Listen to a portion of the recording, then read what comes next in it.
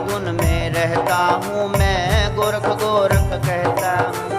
अपनी धुन में रहता हूँ मैं, गोरख गोरख कहता हूँ। तो भैया संत कहते सिर्फ नाम जपो। Is it possible? It is very hard not to crack. जैसे कोई आपको कहे सिर्फ टिंडे खाओ, चप्पण कद्दू खाओ, आप पेठा कद्दू, किया कद्दू खाओ, कैसे खाओगे?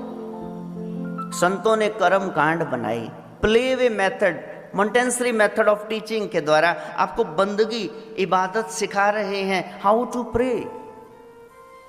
असल तो नाम ही है, हर युग में मुक्ति का आधार। फिर भी ये मूर्तियां, ये म्यूजिक, ये साउंड सिस्टम, ये दरबार, प्रसाद, लंगर, कहानियां, साखियां, भेंटे, भजन, इनका आश्रय लेना पड़ता है ताकि असली रस टपकने लग जाए। निरंतर अभ्यास करना। आपको साइकिल चलाना ही नहीं आता तो साइकिलिंग में, रेस में हिस्सा कैसे लोगे? 32 बार आ जाएगी, औंधे मुंह गिरोगे। आज से, अब से, अभी से प्रयास शुरू करो। सत्संग, सच्ची बात, सुमिरन, वो तुम्हें याद रहे, जब मौका मिले सेवा, ये 3 सस्से याद रखना।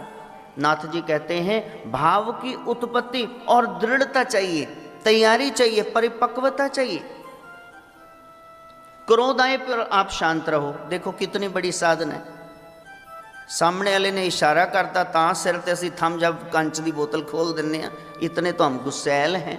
हाँ, तो जैसे आप बाकी चीज़ों के बगैर नहीं रह सकते, हुण भी किसी नूं बैठे बैठे काम धंधे याद आते होने, हैं इन्ना टाइम हो गया महाराज जी सच्ची मुच्ची पता नहीं किन कहते जो बहिंदे ने उठते ही नहीं, इन्हों तो याद दिलाना पैंदा। टोनी भाजी नूं कह के भी प्रसाद ऐ करो, महाराज तो उठते नहीं।